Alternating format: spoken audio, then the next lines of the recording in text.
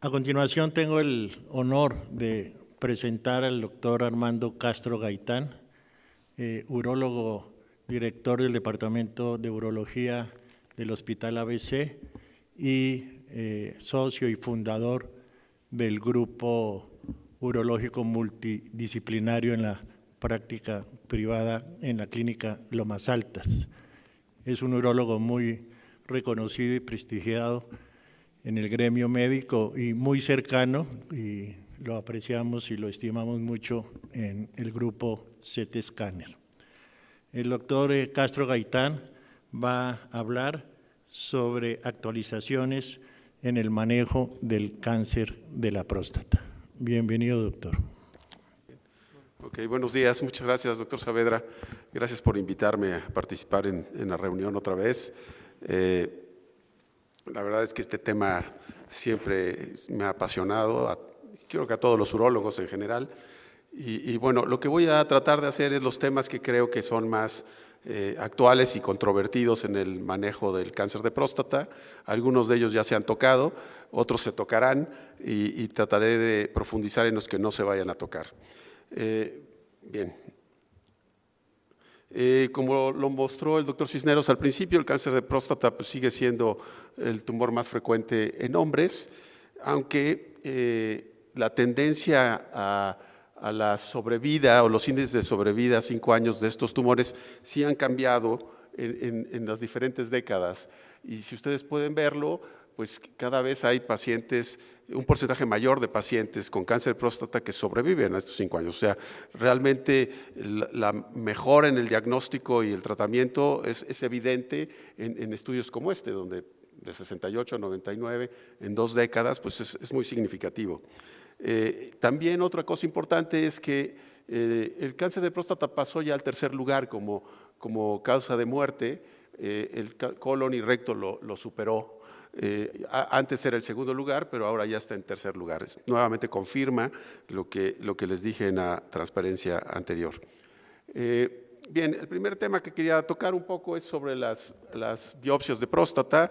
Bueno, el diagnóstico de cáncer de próstata cambió desde la aparición del antígeno prostático y la aparición de las biopsias transrectales inicialmente de próstata. Todo eso hizo que cambiara todo el manejo de cáncer de próstata y el diagnóstico de los pacientes. Y bueno, últimamente con la resonancia también ha habido un cambio importante, pero el hecho es que ahora se hacen menos biopsias, o por lo menos más dirigidas.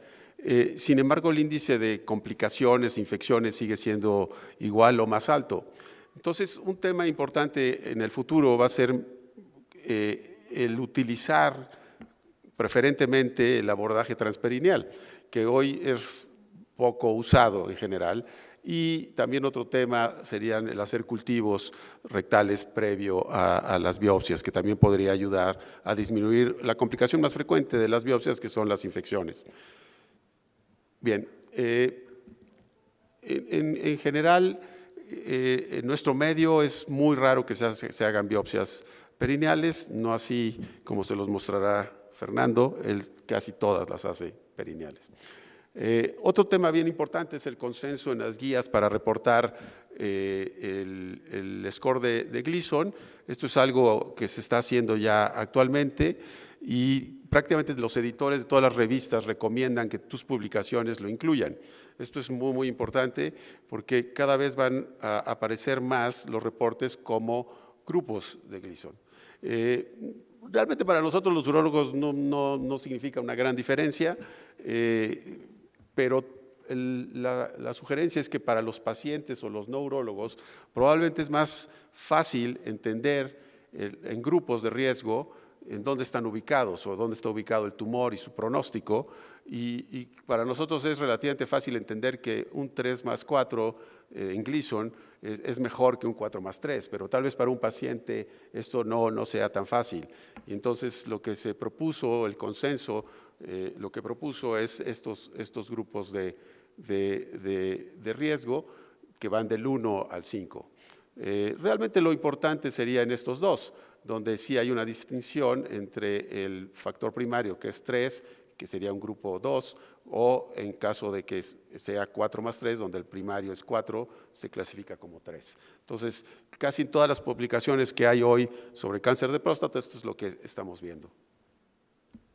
Bien, otro punto importante es los clasificadores genómicos tisulares, que cada vez hay más de diferentes precios, y aunque todavía no tenemos muy claro en qué momento usarlos y cuándo usarlos, pero bueno, están hoy con nosotros. En México se pueden hacer, son caros. El más nuevo es el Decipher, y lo que buscan es ayudarnos desde el punto de vista genómico a hacer como un código de barras del tumor que estamos diagnosticando o que vamos a tratar, y si tiene un mayor riesgo de progresión o de metástasis o de muerte, para decidir a qué paciente podrías tal vez incluirle un tratamiento local o de vigilancia activa y a quién deberías operar, o en aquellos pacientes que ya operaste y que tienen un margen positivo o alguna vesícula, en fin, algún dato de mal pronóstico, decidir a cuál le sugieres hacer una radioterapia adyuvante contra vigilarlo en otros casos, ¿no? Entonces, esto es algo que cada vez vemos más. La verdad es que cuesta a veces trabajo encontrar su aplicación exacta, y el costo, pues sí los limita, ¿no? El Decipher aquí en México son $3,000 lo que te cuesta. Algunos seguros sí lo pagan, los seguros internacionales sí lo han pagado, los nacionales por supuesto que no lo van a pagar. Entonces, decirle a un paciente que va a gastar 60,000 pesos para decidir si lo radio tempranamente o lo vigilo, no siempre es tan práctico, o al menos no en este momento. Bien, las mutaciones en los genes reparadores es algo que cada vez que se ha descrito y se puede buscar, y buscar también su aplicación. Hay por lo menos unas 34 mutaciones heredadas conocidas que pueden aumentar el riesgo de cáncer de próstata, y estas generalmente lo que hacen es que la reparación del ADN es mucho menos efectiva. Los más conocidos, bueno, estos que son genes supresores, el BRCA1 y BRCA2, el Breast Cancer 1 y 2, no son comunes en la población general. Sin embargo, en la colonia judía, sobre todo Askenazis, sí tienen una mayor frecuencia, pero lo importante aquí es que los portadores del Breast Cancer 2 pues tienen un 7.3 veces más riesgo de tener cáncer de próstata, además de tener un cáncer de próstata más agresivo, de tal manera que en familias donde hay incidencia del abuelo, el hermano, el padre, pues es posible que porten alguno de estos genes, y se puede hacer un estudio para determinar si lo tienen o no, como este panel que busca 14 genes en los que se incluye los que les mencioné, y bueno, si lo tienen, pues sabes que tiene un mayor riesgo de tener cáncer en el futuro y podrías tomar alguna decisión a tiempo. Otro ejemplo es que es un poco más económico. ¿Se puede hacer? Sí, se puede hacer en México también, y bueno, es una de las opciones que hoy tenemos y que en el futuro probablemente lo estaremos oyendo con más frecuencia, cuando se descubran más mutaciones, que no es fácil, pero la verdad es un tema bien interesante. Bien, en cuanto a la resonancia magnética, la resonancia llegó para quedarse con todos nosotros, pero el tema importante es que iniciamos el uso de la resonancia magnética sobre todo para aquellos pacientes que habían tenido biopsias de próstata por antígenos elevados y las biopsias fueron negativas, pero el antígeno seguía elevándose. Entonces tú no sabías qué hacer, si lo biopsiabas otra vez, si lo vigilabas. Eso generaba mucha angustia al paciente y al médico. No sabías si estabas dejando pasar algo porque tu biopsia no había sido exacta o lo que fuera. Y entonces ahí empezamos con la aplicación de la resonancia para seleccionar a qué paciente podías volver a biopsiar. Eso estuvo aceptado mundialmente, pero hoy nos estamos moviendo a una fase atrás, más temprana, que es podemos usar la resonancia magnética para decidir a quién biopsiar o cómo biopsiarlo, y ese es el tema donde estamos hoy metidos, y cada vez hay más evidencia de que es útil definitivamente tanto para el diagnóstico como para su etapificación y decisión terapéutica, como lo vamos a ver en las pláticas que siguen. Este es un ejemplo de un artículo que, bueno, lo que hicieron fue comparar biopsiar a 740 pacientes con biopsias guiadas por resonancia, pero también estándar. Al final, la conclusión de ellos es que puedes hacer menos biopsias, pero tener un mejor porcentaje de diagnóstico de pacientes, sobre todo de pacientes con tumores clínicamente significativos, o por lo menos con Gleason más alto, 8 o 9, la resonancia es bastante buena. Claro, en Gleasons bajos, 6, puede haber resonancias negativas en donde sí hay tumores, y eso es importante tomarlo en cuenta. Al final, el hecho es que el hacer resonancias y guiarte con resonancia definitivamente aumenta el porcentaje de pacientes que diagnosticas y que tus biopsias salen positivas. Bien, el PET, como ya lo platicaron, lo más importante es el PET con PSMA, que es el que estamos usando desde hace, yo creo que ya más de un año o dos.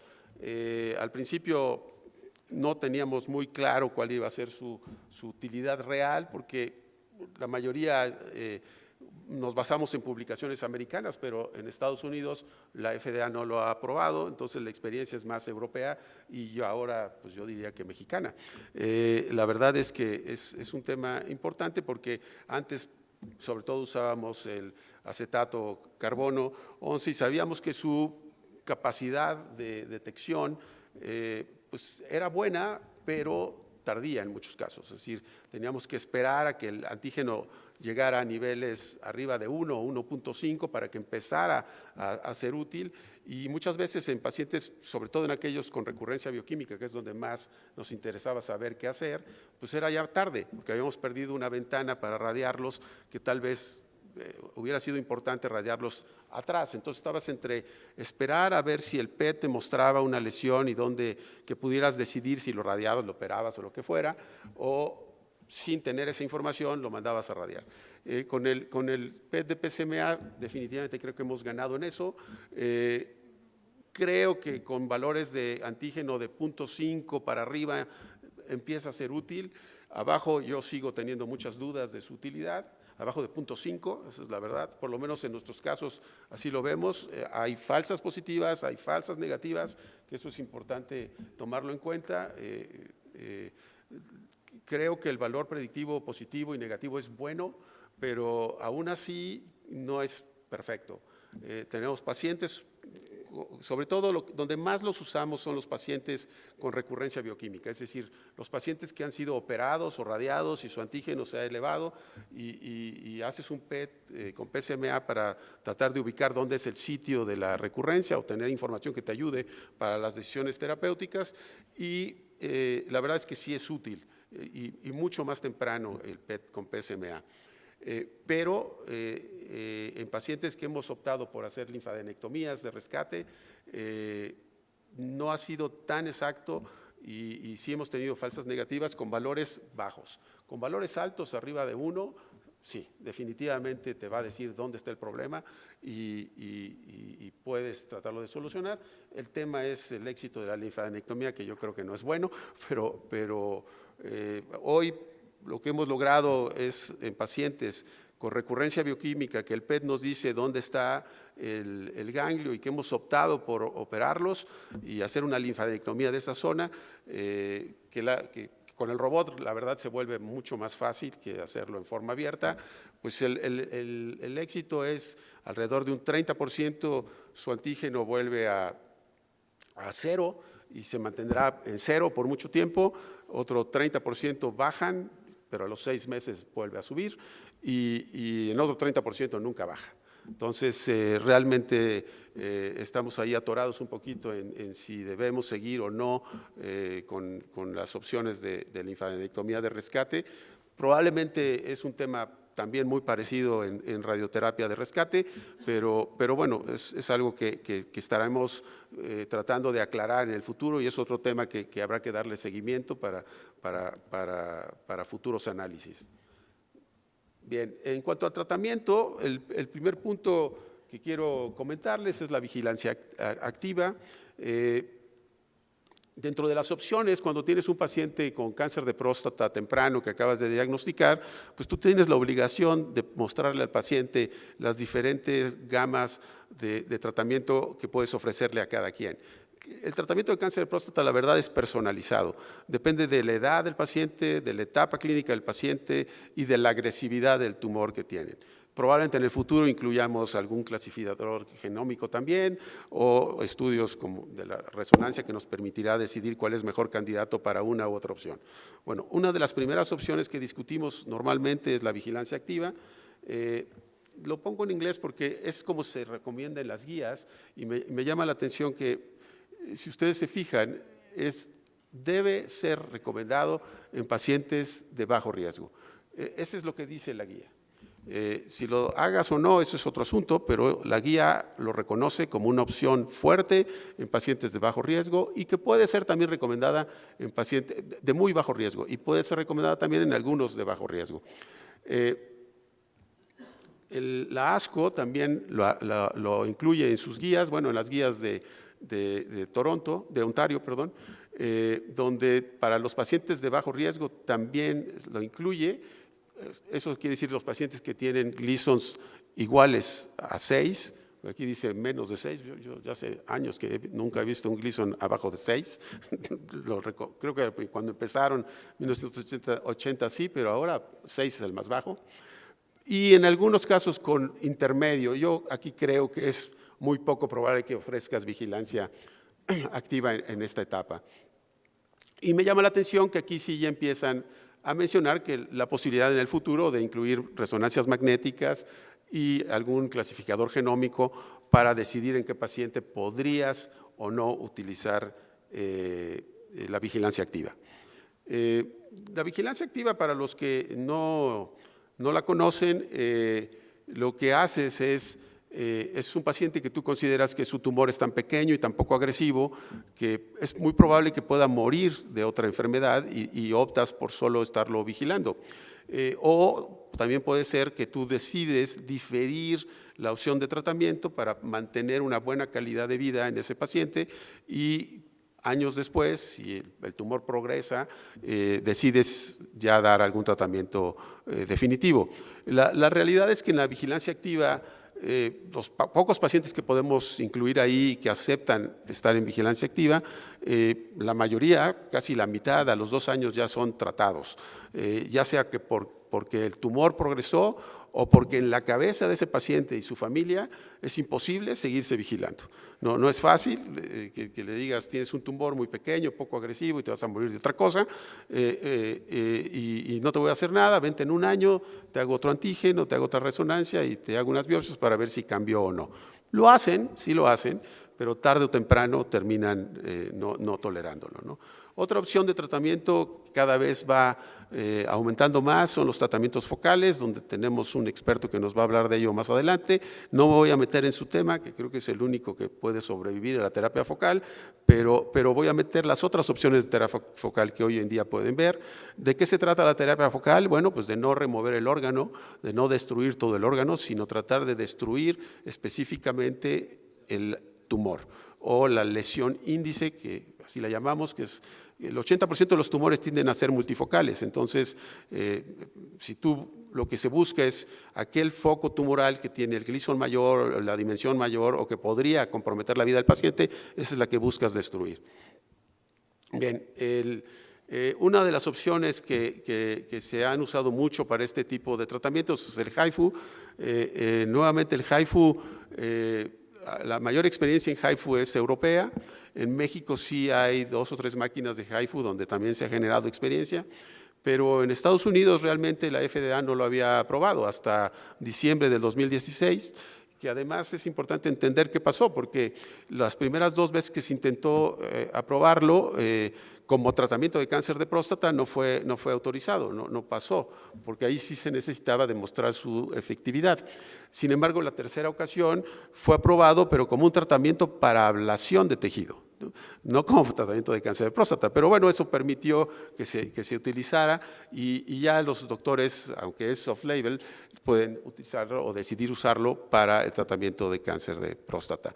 Y aunque originalmente el HIFU se hacía ablación total, es decir, se destruía todo el órgano, ahora empiezan a buscar tratamientos focales donde haces hemiablaciones, o sea, destruyes nada más la parte de la próstata que te interesa destruir. La verdad es que la información que tenemos sigue careciendo de estadísticas sólidas que nos permitan saber qué podemos esperar de estos pacientes cuando se utiliza como tratamiento focal. Los índices de disfunción eréctil y continencia siguen siendo altos en los reportes. Solo el 50% de los pacientes llegan a tener lo que llamamos nosotros trifecta, es decir, tener curación del cáncer, que estén continentes y además que mantengan las erecciones. Entonces no es muy exitoso en ese índice. Y cuando comparas las poblaciones de los pacientes tratados de esta forma, con HIFU o de vigilancia activa, son prácticamente la misma población. Y muchos estudios, sus resultados, como en este caso, son resultados a 24 meses, que en cáncer de próstata es nada, es muy poquito. Entonces yo creo que habrá que esperar más información y en el futuro oír más sobre el HIFU como tratamiento focal. Creo que todavía falta información como para que nos volquemos a una opción como esta. Otra opción es el tratamiento de cáncer de próstata con fotosensibilidad. Este es un artículo, bueno, el TUCAT se conoce, se los voy a aclarar más adelante en otra plática en qué consiste, en otra transparencia, pero bueno, este estudio lo que hizo es comparar la vigilancia activa contra este tratamiento. Y el estudio lo que buscaba era demostrar que los pacientes que recibían este tratamiento en comparación de los de vigilancia activa tenían menos posibilidades de necesitar algún tratamiento definitivo en el futuro. Y lo que reportaron ellos fue que sí, que cuando usaban esta terapia de luz, el 6% de sus pacientes tuvieron que recibir algún tratamiento formal en el futuro, contra el 29% de los que no recibieron nada, es decir, los que estaban en vigilancia activa. De igual forma, el porcentaje de progresión tumoral era de 28% para los que habían recibido este tratamiento, contra el 58%, que es lo que les decía, casi la mitad de aquellos que estaban en vigilancia activa. La verdad es que la propuesta es que el tratamiento focal puede ser una opción que reduzca la necesidad de algún tratamiento definitivo en el futuro. Creo que esa tesis es buena. O sea, sí puede ser una opción que o resuelva el problema o pueda diferir la necesidad de un tratamiento más radical en el futuro. Bien, otro tema, bueno, esto es en lo que consiste. Lo que se hace es que se inyecta un fotosensibilizador intravenoso y después, posteriormente, se aplica luz a la próstata, de tal manera que eso hará que se destruyan las células tumorales que captan el fotosensibilizador.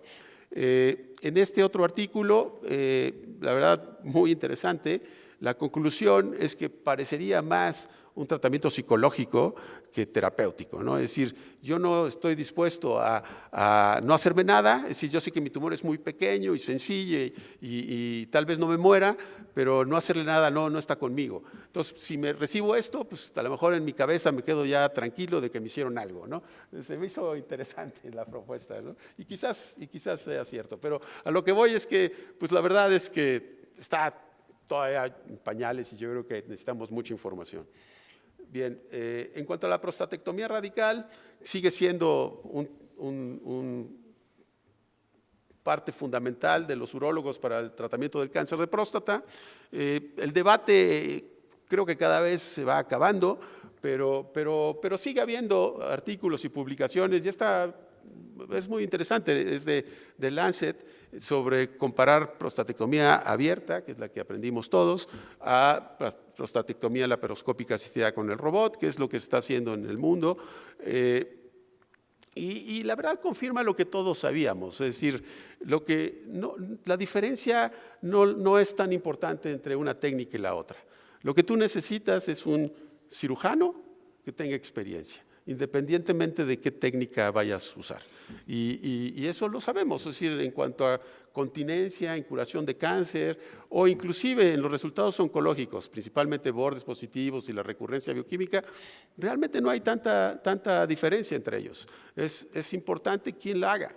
El cirujano que no tiene experiencia, no por usar el robot, va a poder solucionar tu problema. O sea, si la técnica del doctor que domina es la prostatectomía abierta, pues que te haga esa, porque le va a ir bien. Si domina el robot, pues maravilloso, pero esto es lo más importante. Bien, la linfadenectomía durante la cirugía radical también es otro tema importante a considerar. Este es un metaanálisis muy interesante.